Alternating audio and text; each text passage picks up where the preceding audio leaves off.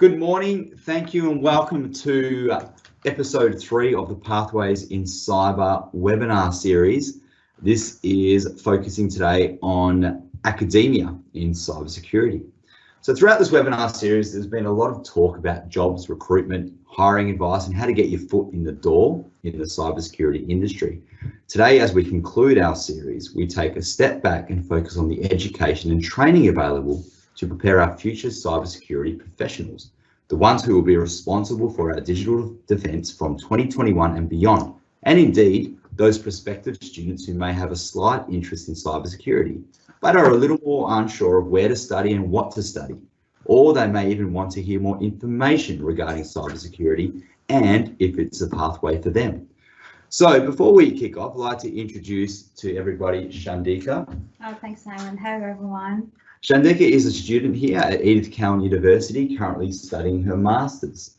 A little bit of background about Chandika first. As an international student studying her Masters in cybersecurity at ECU, Chandika has been engaged professionally in a range of roles in the banking field in Mauritius for 8 years, where all were oriented towards information security and privacy. Chandika was involved in the bank's IT transformation project in 2016, which catered for testing, sanitary checks, and training people for using the innovative systems. This has led to her decision to pursue her Masters in cybersecurity. Chandika has perceived the growing need to mitigate cyber threats, and she believes in creating awareness against cyber threats as well. So welcome aboard, Chandika. Thank you, Simon. Thank you for having me here. Oh, well, our absolute pleasure. So can you please take us through your journey in cybersecurity education? So what got you into cybersecurity? Why did you choose, and also why did you choose Edith Cowan University as your place of study? Yes. Well, as you mentioned, I'm from the banking sector. So having coming from the banking background, and it was in 2019, I decided to pursue my studies, my Masters.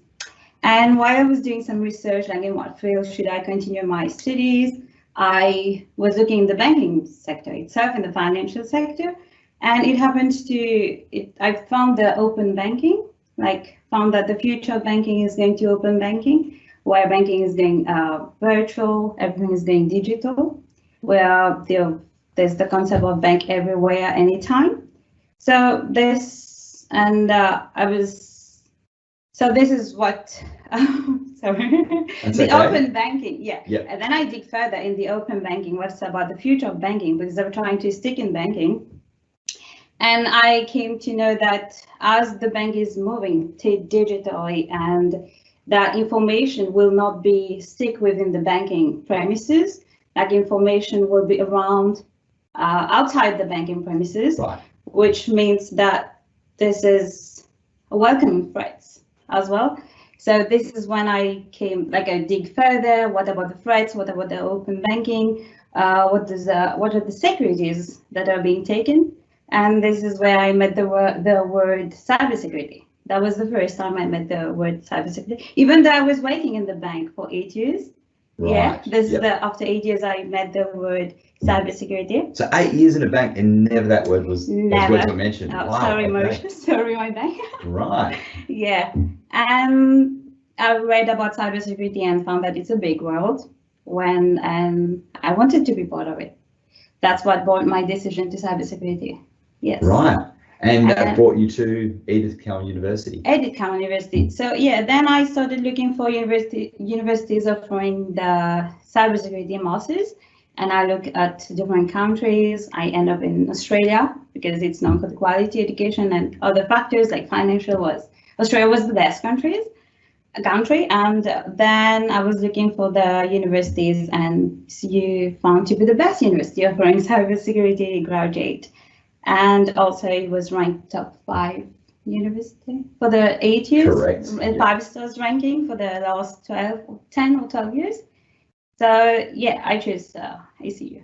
Okay, fantastic. Yeah. And it was known to be like a research I made from the different universities. ECU found to be the best. Right. And you're currently studying your Masters in cybersecurity here at Edith Cowan University. Can you talk us through the Masters? What does it involve? And kind of in a way, also, what are you finding, you know, hard, challenging about the course? What do you like about the structure? Maybe what you dislike as well. So you can tell us a bit about that, please. Oh, about the course. So first, it's full of skills. That's the skills and knowledge and technologies that I've learned. That's the wins. And in terms of challenge, it will be only like cybersecurity is not as technical as one would think, as I would thought when I first heard of cybersecurity. It's not as technical, but it does have some technicals, modules that were scattered, ECU scattered for that, for that gap in skills, because I don't have that IT and background and all. So you had some other workshops and support tools to help for that. So the challenges were okay. We do have, like, we can overcome the challenges. It's not permanent challenges. And yeah, I've learned a lot. I think I've learned stuff that even working in the bank, I wouldn't have never known. And I've become more aware of what's happening in the world, like where I am, how risky we are, how the bank is, how everything is at risk, everything digital is at risk. So I've learned a lot through the masters. And I think I'm better prepared. I'm better prepared in terms of protecting myself and what's happening around. Oh, right, okay. Yeah, I've known ways. But it doesn't stop here. It's always evolving. There is the hackers, the attackers, who is always one step behind of us, and we need to run, try to be ahead of them. So yeah, and the challenges will be that we always have to keep updated, listening to news, reading stuff. That will be time consuming as that will be a challenge, but not the course itself. Right. It's just what's happening outside the course. Yeah. In terms of the course structure, it was fine. The assignment helped a lot. You really learn from the assignment. And yeah, the assignment was really helpful. There was like, most of them had given case scenario that would happen in a real world. And then we just had to find the solution, make our mind work, looking for solution. Yep. If there was any advice you could give to our audience today, people maybe considering the Masters in Cybersecurity or study at Edith Cowan, what kind of advice might you give them? Oh yeah, go for it. It was risky. It can be a doubtful decision. It was risky for me, but I did take the risk because even if it was new, I did take the risk, and it will work because everything is moving digital. So at the end of the day, even if whatever sector, it will have a bit of cybersecurity in it. Yep, like even the hospital, as we've got attacks on the hospital data and all. So every industry should have the cybersecurity part of it, knowledge, skills. Oh, absolutely, you should. No, definitely, indeed. And so what does the future look like for Chandika post-masters? Have you got anything in mind? Where would you like to see yourself once you graduate? Oh, as a career, you mean? Yeah, as a graduate, yeah. I would, I feel an intense interest in the awareness. I really believe in awareness, and I would like to be part of building a human firewall, because I really believed in awareness, and you can have the best firewall or protection measures, but if there's that one person who unknowingly clicked on something, then it can cost the company itself. Well, that's exactly it. You're only as strong as the awareness of your employees and your organisation, aren't you? So I feel that awareness is extremely important. Extremely important, yeah. That's something I'm looking into. Fantastic. Creating the awareness, yeah. Oh, it's great to hear. We do need more, strong professionals in that field. So great. Well, thank you very much, Chandika. We'll come back with some questions hopefully later on. Yeah. Fantastic. Okay, well, thank you for that. So next up, we have from North Metro TAFE, we have Alan Johns. Alan has been an IT educator for the last 20 years with a background in Cisco and Microsoft technologies. As North Metropolitan TAFE Head of Programs for the areas of cybersecurity, network administration, software development, and media and animation, Alan liaises with industry to coordinate staff, resources, and the direction of courses of study to benefit the IT sector. I've just lost my notes. You know what, Alan? I think you can probably talk us through the rest of this. Thank you very much for joining us. No, thank you very much for inviting. I think it's great that we've got so much interest in cybersecurity education and where it's going to lead us. It's forever evolving. So what I decided was to bring up a very quick PowerPoint slide. It's visual. If anyone's like me, they would like to have something up on the screen while they listen to me gasbag. So I'll just share my screen now. Denis from South Metro and myself have both said that it's a good idea that people actually hear or understand, listen to the fact that there is other courses besides cyber. The reason is that a lot of these industries and fields in IT require, you know, for cyber, a networking or a software background. So you always find that we believe that you should have a trade behind you before you get to the cherry on the sundae, which is cyber. So we want to at least make sure that you do know there are other courses that envelope around the IT spectrum. So in animation, for example, campuses for IT courses at North Metro. This is Northbridge, East Perth, Midland and Joondalup. The common theme for us is LiveWorks, especially at the higher level. So LiveWorks is where we do projects with industry and we conduct real world experience. So the students actually get something where when they go out there, they're not overawed. They go, yeah, we've done this before. And a lot of these projects with LiveWorks, they actually do get jobs or work experience positions because of it, especially when a company says, well, you know, this person, you know, did very well with this project. Who were the people on this? And we say, these were the students. And they say, right, can we grab them? Because they're the ones that we want anyway. If they can do this, they can do what we want. So animation, we're ranked 23rd in the world in a recent world poll of animation courses, second in Australia, #1 in WA. Software development pathway, you see up there. We have that LiveWorks program, mainly in AR, VR and app development. Web-based, fully online Cert 4 program, does very well. Network admin, network administration, there's a work placement work experience, which is very strong in the diploma. What you're going to find is a theme from South Metro and North Metro is a lot of companies and a lot of positions are happening at our diplomas. A lot of people are coming to us asking for graduates or for people with certain skill sets. So at the moment, it's a great time to be in this area. Give an example, actually, just recently, a group of our stage 1 diplomas helped out at Telethon. Their diploma networking, this was, at the telephone phone room. And one of the students just sent me an email last night saying that they got a job out of it. So it's good. I mean, we have to be flexible with his course now to try and help him finish while he's now got a contract with the company that was helping. But it's going to work out quite well for him. So back onto cybersecurity, here it is. This is the cybersecurity courses at North Metro. So you start at Cert 3, it's a 6-month course. We do try and make it as generic as possible so that you can study into either networking, cybersecurity, or programming. In the Cert 4s, they all are 6 months to 1 year, and there's the expected ideas of what type of jobs you could be able to receive.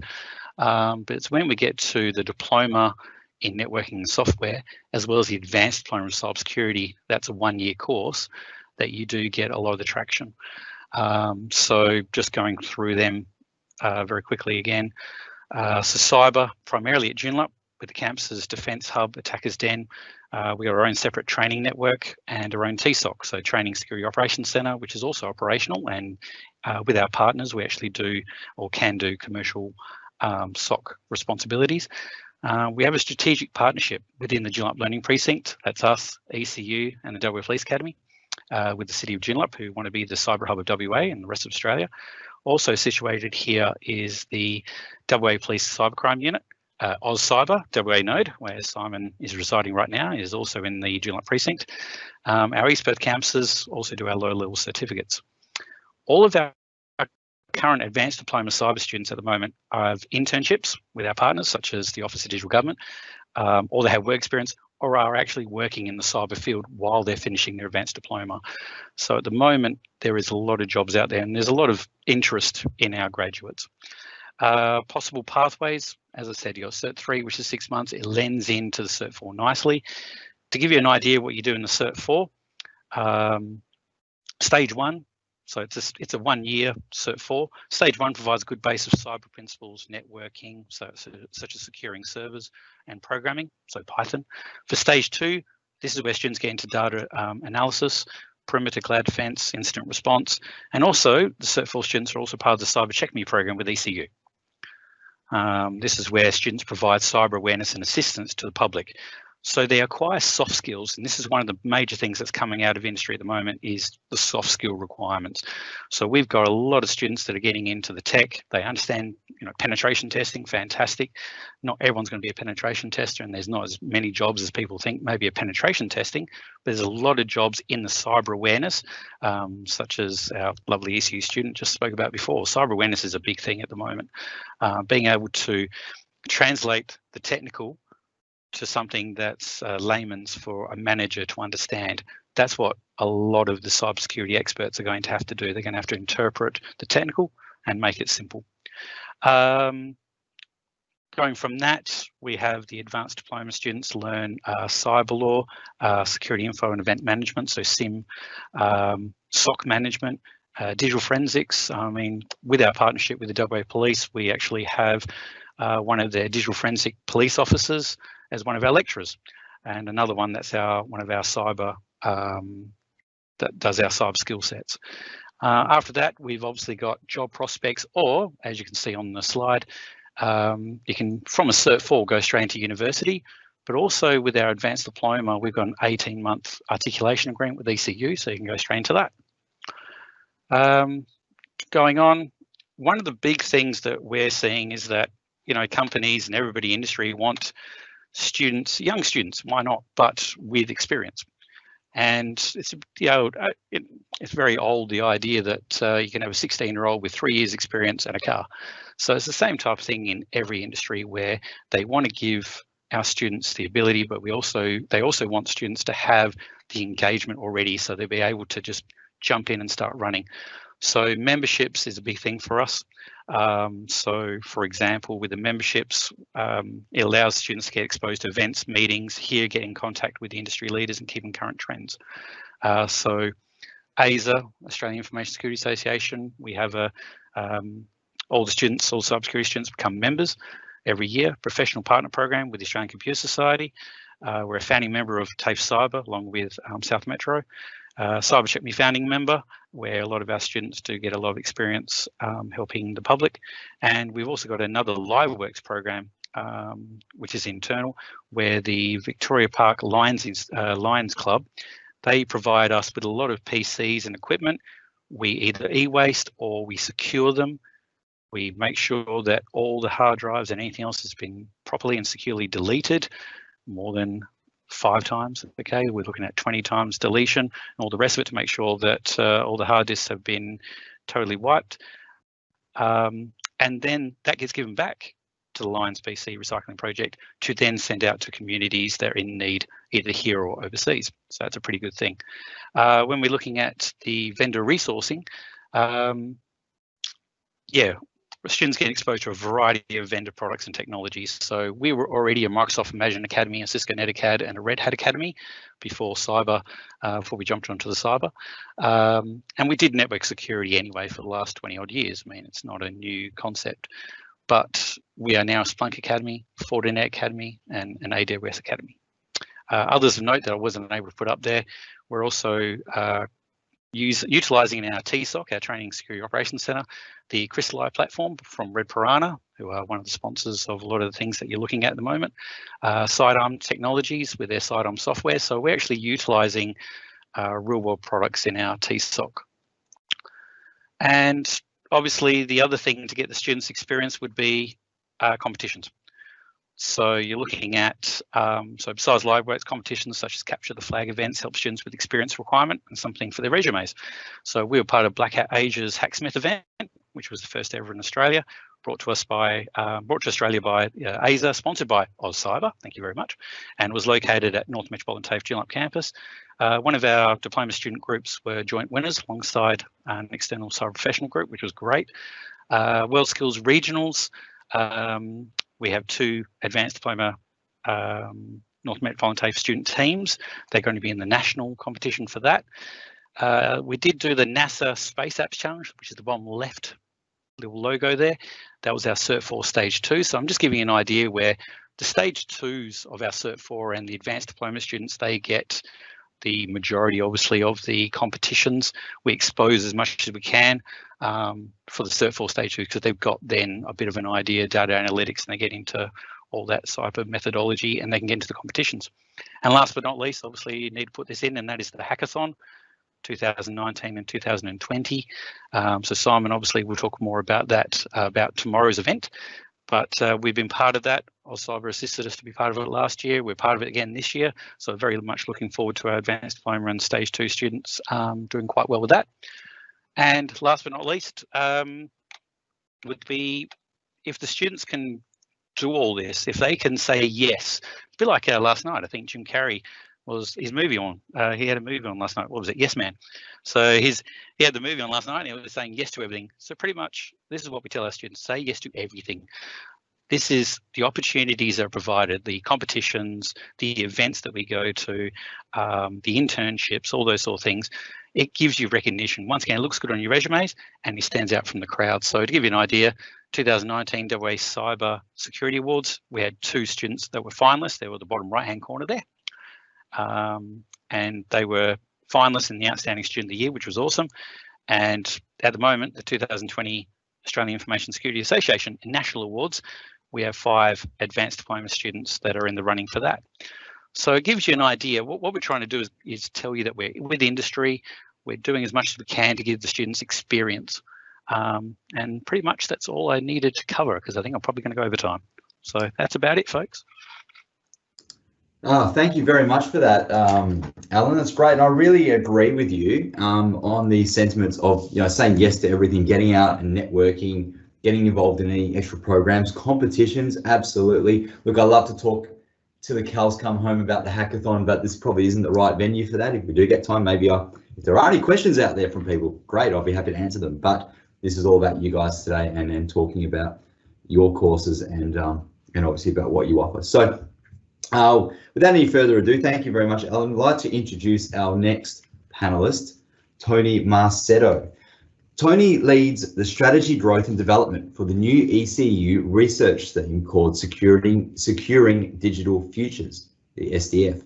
SDF is a new interdisciplinary research approach that builds on ECU's existing strengths in cybersecurity, cyber-enabled crime, critical infrastructure, secure systems, artificial intelligence, autonomous systems, information warfare, digital citizenship, and human behaviours. Previously, Tony Marceddo was the general manager of Vault Cloud. Vault Cloud was the first Australian cloud company to have their cloud service certified by the Australian government, the Australian Signals Directorate, to handle up to protected workloads. In this role, he was responsible for leading the development and implementation of Vault's operational strategy and ensuring the smooth running of the governance of the company. Tony has also demonstrated his skills as a trusted business manager and program director through over 30 years leadership experience spanning numerous industries, including the defence, intelligence, space, cyber, and communication sectors. Welcome aboard, Tony. Thank you for coming along today. Thank you, Simon. That was a mouthful. So, so really today, though, I'm not going to concentrate too much on the securing digital futures side of my role. I'm going to talk more about the School of Science and particularly around the education that we provide, the courses, and a few things that we've got around that, similar to what Alan's just said from a TAFE perspective. I think the great thing that what Alan said too is that it's more holistic than just the education piece. There's lots of opportunities, lots of engagement with industry, lots of engagement with associations, and very similar to what Alan has said is we offer all of those sort of capabilities at the university as well, and we work hand in glove with the TAFEs as well. So we try to do a lot of partnerships, a lot of engagements on the capture the flag events and things like that, which is fantastic. So I might get you to go to slide 2. Simon.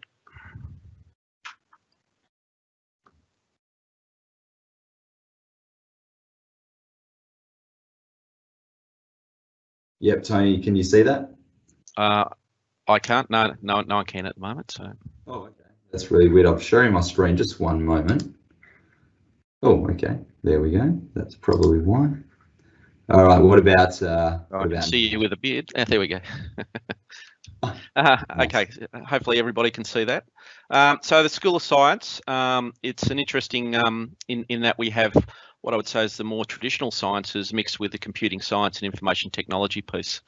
So today I'll cover more the information technology side rather than the traditional sciences, but it's actually a nice blend when you look at it from a research perspective, because a lot of the research that we do from sciences and the conservation and wildlife areas or the environmental management have an underpinning IT or a cyber security perspective. So we get a nice blend. At the same time in the school, we have a bunch of research activities. A lot of you may have heard of the Security Research Institute. We would call that one of the predominant cyber security institutes in Australia, and it's world renowned. And we're very proud of the research and what that's offering in Australia and a world perspective. I might just get you to go to the next slide, thanks. A little bit of the flavours of the cybersecurity courses, undergrad and postgrad courses. As you can see, we've got, and it's a bit of a mix at the university. We have, you can come in and do a straight Bachelor of IT, a Bachelor of Computer Science, or a Bachelor of Science in Cybersecurity. I think the uniqueness about what we offer from a cybersecurity perspective is that we're probably the only university in Australia that you can come in and do a full cybersecurity course, rather than it be, say, an information technology course with a couple of modules that tackle cybersecurity. And that's been extremely popular from a national perspective. I think this year we're putting through 1,400 students, which really dwarfs what some of the other universities are doing at a bachelor and master's level in cybersecurity. On the postgrad side, we offer a graduate diploma and master's levels. What's really popular and is really taking off is our accelerated masters, which is a 2 years online. The other thing that is really important across the courses that we offer is offering contemporary subjects. And so every year we've got to sort of review where we're at as technology moves forward and adapt so that we are contemporary. So I do know that this probably the next year we'll be rolling out some of the capability that we've added into the site, which is around SOCs and the learnings around those. We've just invested quite a few $1 million to probably build probably the best university secure operating centre, so that we can train our graduates so that they're ready to go out into the marketplace on capabilities that what the market are actually using. The other thing that's really important from a university perspective is pathways through to PhD and then to become researchers, if that's something that's of interest to people. So we offer honours and PhD pathways through the undergrad and the postgrad courses that we offer. I'll just go to the next slide, mate. At ECU, what this really sort of shows you is a little bit about the capabilities that we've got on the campus and within the Innovation Hub located in Joondalup. Alan's covered a couple of these things off, but as I sort of said previously, we're recognised as one of the top 10 security research and education capabilities in the world. This year we've got 1,400 students enrolled. Predominantly those are in computer science, cybersecurity. One of the other courses we offer is counterterrorism. The mix is about 60% Australian and about 40% international. So it's a really nice blended mix, and the campus, I think has a nice vibe to it. One of the other things that's really important for us is that federal government went through a process of identifying a couple of universities who that they would call as academic centres of cybersecurity excellence. Edith Cowan has been chosen as one of those. The other one is Melbourne University out of Melbourne, obviously. But that's very important for us, and that's the recognition of the great education that we're actually offering. We're also the lead university for the Cybersecurity Cooperative Research Centre, and they're located on campus with us as well. And what that is it's a CRC that is partially government funded, industry funded, and academia funded. to the tune of about $140 million over a 5-year period.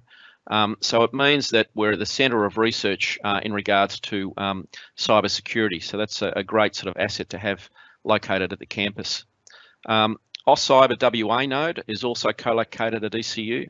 For those that don't know about AustCyber, I assume, Simon, you may have said a little bit about what your role is, but just to cover that off, it's sponsored by federal government, but also funded by ECU and state government from a WA perspective.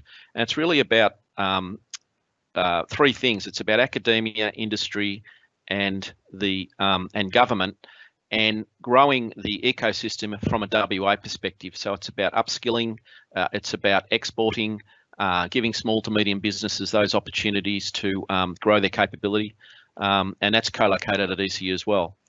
Our alumni now exceeds over about 2,000 people, and you can see on the side some of the areas that people have been able to get jobs in.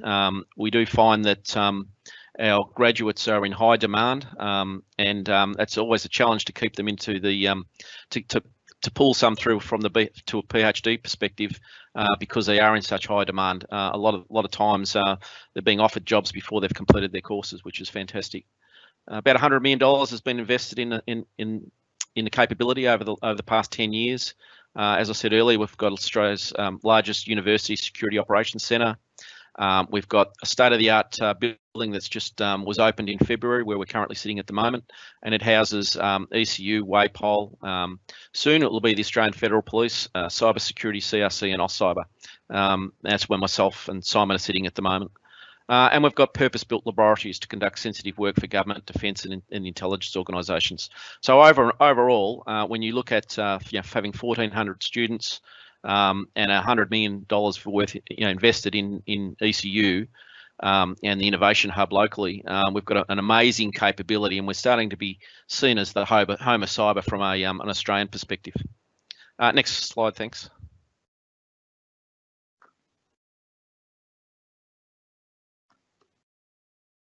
Finally, let's talk a little bit about our work integrated learning program. Sorry about the spelling mistake there. The School of Science provides opportunities with the industry, and what we do is we embed our students into placements in a range of industries. They can be large industries, they can be also government and commercial not-for-profit agencies. And part of this, when students doing research projects, what we really want to do is give them some integrated learning so that they can really get I think, a holistic view of in a sense, it's an approach where we can give the benefits for students to get some opportunity to work with in a real life industry, increase their technical professional skills. Also, hopefully, a lot of the WIL placements actually streamline a transition from university into the workplace. We find a lot of the WIL students end up getting taken by the organisations that we place them in, which is of a benefit as well. So it's something that I think is very important for us. This year, I think we had to place around 600 students to WIL environments, and the feedback we get from industry and from government is always that the quality of the students that we place in is exceptional. So it's a nice mix of education and practical learning.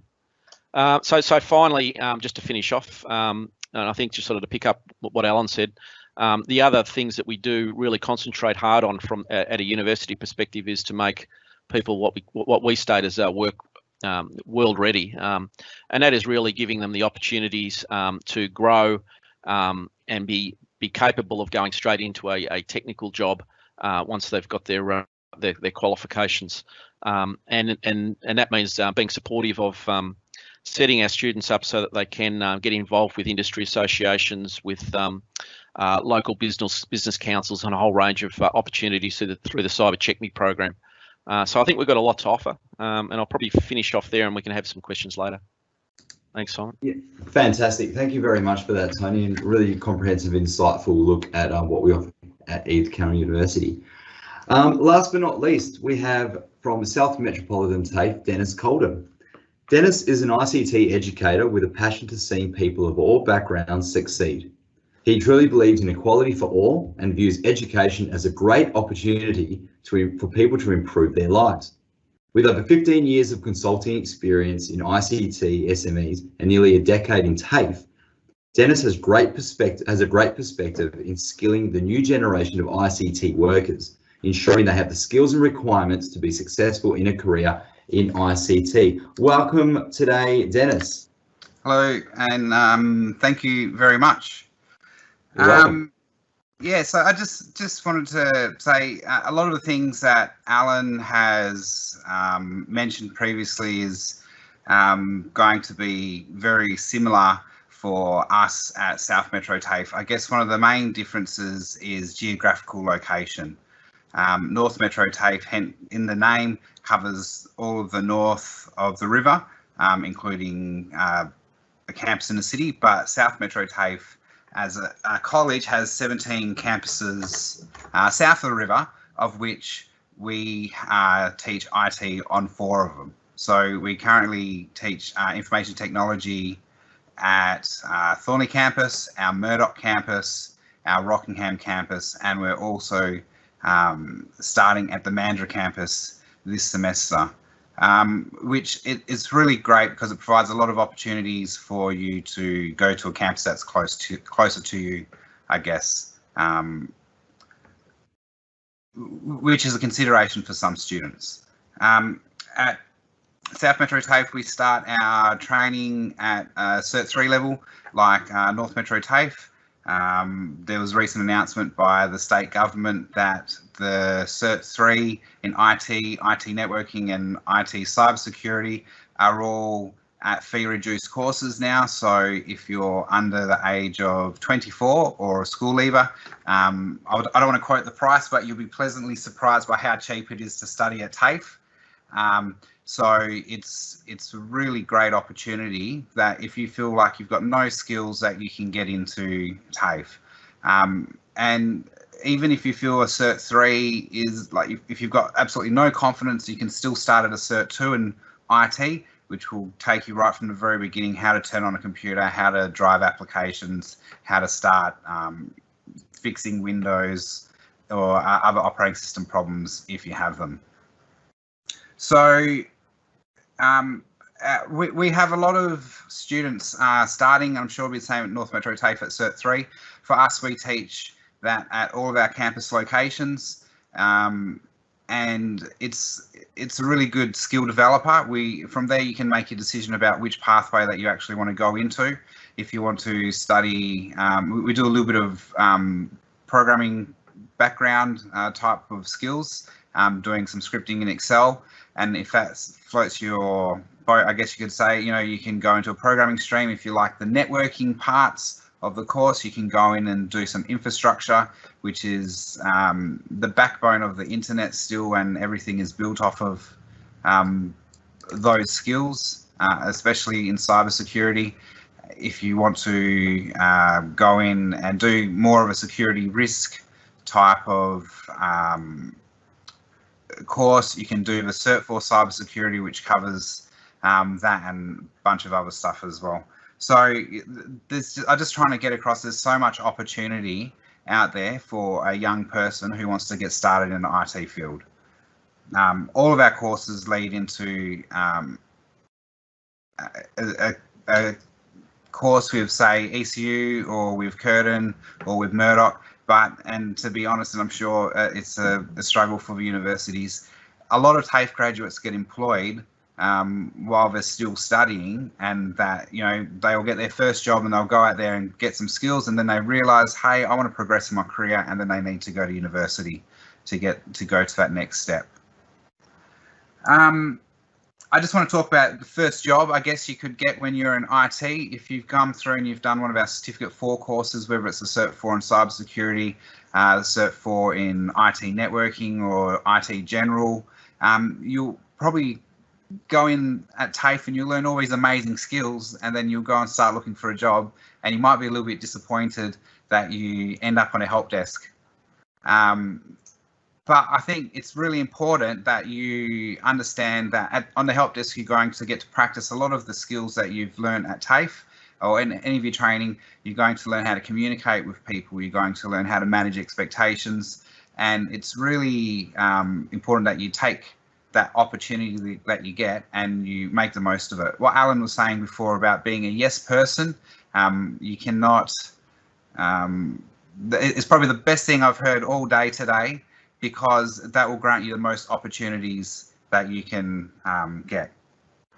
So when you get your first job, you'll be able to get that from whichever course that you go through. Make sure that you take every opportunity that is granted for you. Now I'll just quickly get on to a bit more cyber related content. At Murdoch, we've got our, we call it our cybersecurity centre for all of our TAFEs. We've got our training cybersecurity operating centre there. We've got it on a separate network, and we've got a really flexible environment that allows us to do all sorts of different training scenarios. It's really great for our advanced diploma students who go in there and they can build their industry projects, and they're able to really get an idea for what to expect. Like Alan mentioned, we have people, other people from industry coming in and help us with our industry projects, and that allows our students to, not be intimidated or be overwhelmed when they actually get out into the workplace, because it is something that they are already used to. Another part of South Metro TAFE, because we have cybersecurity on all of our large campuses at Rockingham and at Thornley as well, we've got a bit of a distributed training SOC. So we've got a room on each campus that connects to our infrastructure at Murdoch. So it allows us to potentially run, a wider scenario between the different groups of students. We get a lot of students come through every year, so it gives us a good opportunity to, one, be well resourced, because we get a lot of students. With that comes a bit more money, so we have some good equipment, but also industry comes to us. Everyone south of the river will come to us, like I'm sure everyone north of the river comes to Alan at North Metro TAFE and asks us for work experience students. So we've got a very good pipeline of people out, just showing how good TAFE students actually are, and it's really good to see. I just want to also mention that there's the skill ready skill set as well, which currently we have a cybersecurity one. It's offered at North Metro TAFE and at South Metro TAFE. We'll be having a new intake next year. This is 4 units. It's a great taster to see if you're interested in being a cybersecurity professional. If you choose to continue with that course, then you can enrol into the Cert 4 cybersecurity and complete the qualification as well. Just conscious of time, just want to mention there's traineeship opportunities out there as well. We've got some at the Cert 3 IT training. If you have an employer who can take you on a traineeship, you can go through North Metro TAFE or South Metro TAFE. Currently, we have some employers looking for some Indigenous students. If there's any people out there who would like to get a career of IT, please, if you go to a Jobs and Skills Centre, they'll be able to pass on any information and tell you what you need to do for that one as well. I just want to finish up by saying, IT is a great career. It's a very level playing field. No matter what your background is, you can have physical disability, you can not like talking to people, you can like talking to people too much, and there's a space for everybody in it. We support the world now pretty much as an IT professional, and as a cybersecurity professional, you're going to be protecting the world. It's there's no amount of importance I can put on this as a career, and it can be very rewarding. So I think if you want to be able to make a difference, IT is a great way for you to be able to do that. Okay. Absolutely. Thank you very much for that, Denis. Really appreciate that insightful look at South Metropolitan TAFE as well. We do have some questions, but before we start, look, thank you to each each of you for speaking today and presenting what courses you offer at your different institutions. So we've got Jason F, who's got a question, and it's quite a good one actually. A lot of the junior or non-senior roles require some requirements, such as 5 years experience and certifications that need years of experience in the industry to sit the exam. Do you believe that education facilities should offer some basic certifications, such as CompTIA Security Plus and others as part of the course? So look, jump in, anybody who's willing to answer this or talk to this question from Jason. Yeah, yeah, so can you hear me? Yes, we can hear you loud and clear. Yeah, okay, cool. Now you can. All right, so look, I just want to, I guess with a lot of these certifications, I think that it is very important, and that in TAFE we do try and integrate as many of them as we possibly can. But there's always a competing priority between the skills that industry wants for you. And I guess with TAFE, at least, I know with university it's a little bit different, but with TAFE, we're trying to get you your first job or in that industry. There's a lot of great training online that will allow you to go through and prepare yourself for these certifications. And the best bit about the certifications is you just need to, I don't want to say be creative, but really think about what you've done in the past and look at your experiences, because they will a lot of the time accept other work experience that you've done as work experience towards gaining the certificates. Don't think that you need to have worked in a SOC for 5 years, because SOCs haven't really, there's been NOCs, there's been other names for, you know, sitting in front of a computer looking at stuff, but you know, you really need to just look at what you've done to try and build up that experience. Part of your study can come up as that experience as well, especially if you're in a very skills heavy course as well. Great, thank you very much for that, Dennis, answering that question. Is there anyone else that would like to add on to what Dennis has just said? I think Dennis got it on the money, but the main thing I think that people in that getting into this industry need to realise is that you need to be agnostic. If you start concentrating on being a vendor exam taker, that's all you will be. And when things change very rapidly in this industry, you will be left behind. So quite frankly, I mean, if you, unfortunately, I just realized when I looked at some of what people were writing, they couldn't see the slides. I stayed up all night for that. So I will give the slides over to Simon. He can send it out or whatever later if that's a requirement, or if anybody's very interested in those slides. But in there, I was talking about the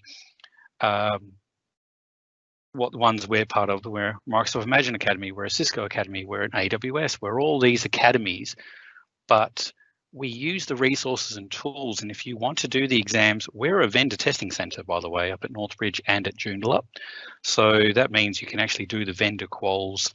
You don't have to actually do our courses to do the vendor qualification exam, but we give you the learning and the resources to be able to understand and then be able to do them as an add-on. So the 5 years experience always gets me. I think I said it before about the fact, you know, we need a junior who's 16, 3 years experience and a car. You're not going to get that. So a lot of these are put out there to weasel out, or to at least filter people who are not dedicated and who won't give it a go.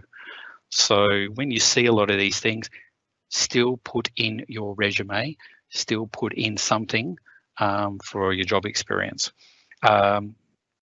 Dennis said it exactly right. You know, I mean, you can put the live works experiences you do at any of the campuses, you do the work experience, whatever you do outside of while you're still learning, you can put that down as experience. That's part of your accumulated experience. So yeah, right on.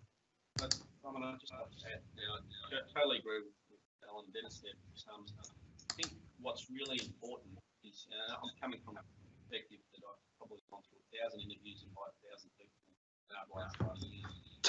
Tony, sorry to cut you off. You're fading out there a little bit. We can't hear you very clearly. Is that better? Is that better? That's much better, thank you. Yeah, so look, just saying, look, I do agree with what Alan and Dennis has said, but if I take it from a perspective of my background, where I've been in industry, been in government, done many interviews, and I agree about the experience piece, where sometimes it's a filter. But what if you're applying for these sorts of roles, and I think, you know, when you think you've got a reasonable idea that, yeah, maybe my background does suit this, you should apply. But what you need to do is put a lot of effort into your resumes, and I think that's and so as you build up your work experience, there's ways of describing your work experience that can go into a resume that actually sounds that when you actually look through it, you've actually got a little bit of the experience that you need. And so you need to be looking and focusing just as much on that side as your educational qualifications when you're submitting roles. So it's putting a little bit of time, getting a little bit of polish around what you're presenting when you're applying for roles. Yeah, fantastic. Thank you very much, Tony, for that perspective as well. We're just going to try and get through some questions because I'm very conscious of time. We have one from Joan, and I actually know Joan. I used to work with her, and then to her credit, she's actually been, she's attended all 3 of our webinars this week. So fantastic dedication there, Joan, coming in on this. Her question is, currently doing a master's in cybersecurity at ECU online. Fantastic.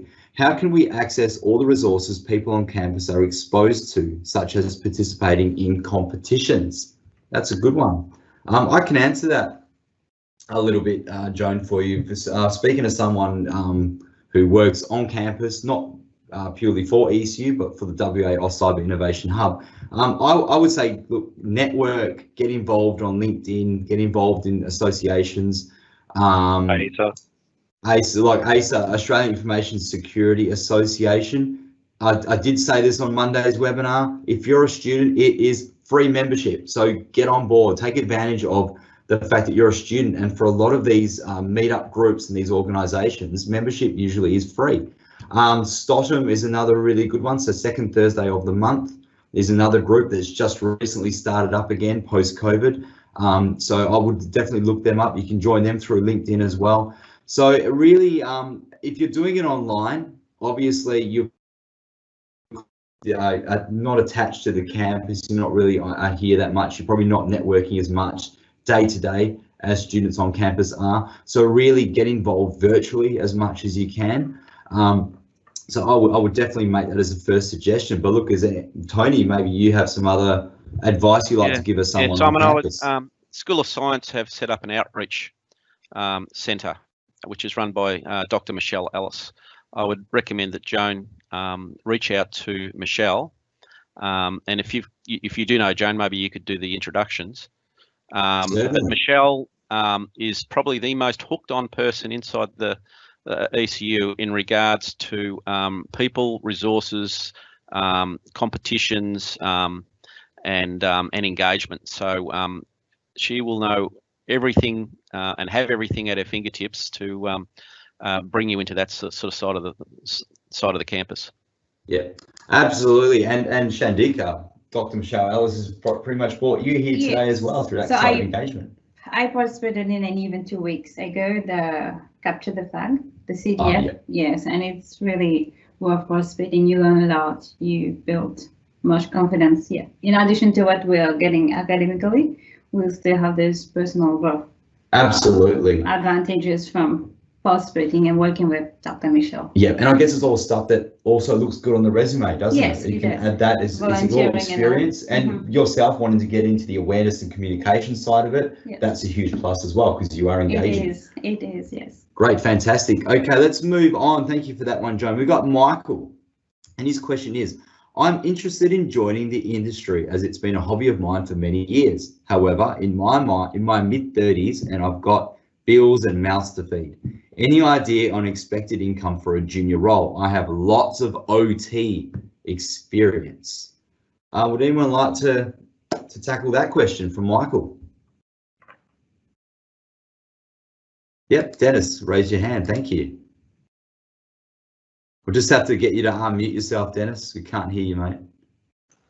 Oh, that's better. Yep. There you go. So, Michael, I just want you to not sell yourself short here, because if you have a lot of OT experience, there is it's one of the hardest things to protect because you've got so many requirements to keep that equipment going. You have to run really crappy, outdated hardware just to communicate with the specialist equipment. So it's a real niche area which I think is going to grow. Like Tony's probably going to be able to talk more about this than me, but I think it's a real growth area in cybersecurity because it will probably come under critical infrastructure. I think that you'd really be able to pivot once you've got some cybersecurity knowledge into a security OT kind of role, leveraging that experience that you've already got. Like I would not see you starting in a help desk. You might be in like a kind of junior role, but you wouldn't be starting on like the 30, 40,000, 50,000 maybe that a junior would start on. I think that you'd be probably earning a little bit more. Maybe not what you're earning now, but you should be able to get a decent wage. Yeah, maybe I can add a little bit to that too. Is from an OT perspective, and Denis is right. There's a lot more focus on OT, particularly cybersecurity, than has been in the past and will do in the future. At the moment, the government is basically updating our Critical Infrastructure Act to recognise the expanded reliance on OT technology in other fields, just other than say things like our ports and networks and things like that. So there's a big focus on OT at the moment. The experience that I've had with OT from a cybersecurity perspective is at the moment there are not a lot of courses, even at university, and I'm not quite sure from a TAFE perspective, that are totally looking at OT. So having OT experience is fantastic. What you do need to bring with the OT experience is some IT experience. It doesn't necessarily have to be cybersecurity, but you need to understand, have a background with the basic fundamentals of IT, so and networking and things like that. And that then gives you a very powerful option that you can present, because you've got an understanding of IT, you've got a great understanding of OT. And then you can go into roles, a range of roles that really is from a cyber perspective. You're looking at the convergence of the IT and OT experience and how you protect your OT assets. And those roles, I think, would probably range anywhere from about 60,000 through to 110,000 as a starting point. And then when you get your experience over time, the world's your oyster. You can get some really interesting and great roles, and eventually lead up to roles such as CISOs and things like that. So I would suggest just basically having a look at your question there. I'm not quite sure exactly what your background is, but the OT piece is fantastic to have. Get a little bit of IT experience through TAFE or university or something, and then you've got a great package. Fantastic, and thank you, Tony, for adding on to that. We've got time for one more question, and we do have one indeed left from Kashif. And the question is, I am currently based in Melbourne and enrolled in Cert 4 Cybersecurity, which I'm expected to finish in December. Previously, I've done a degree in chemical engineering and I've got experience in oil refinery. Do I qualify for master's degree in cybersecurity? I can answer you definitively, yes, you do. You have a bachelor's degree which you've completed. I can tell you from experience, I've enrolled in the Masters in Cybersecurity here at Edith Cowan University, based on the fact that I have a bachelor's in communication from 17 years ago. And I have a diploma in a graduate diploma in education as well. I also say that your experience doing the Cert 4 and your experience in your career would also add a bit of weight to that as well. So yes, Kashif, in terms of ECU, you can enroll in a master's degree in cybersecurity, whether it's online accelerated or on campus. I think that's all we have time for today, everybody. So I'd really like to thank all our panelists today, and indeed our attendees, for coming along and listening in on the advice that they have to give. So look, thank you very much to Chandika for joining us today. To Tony Marceddo, Denis Coldham and Alan Johns, we really thank you for your advice and taking the time out of your busy schedules to talk to our audience today. So thank you very much, and enjoy the rest of Australian Cyber Week 2020. Thank you very much. No worries. Thank you, everyone. Good afternoon, everybody. Thank you.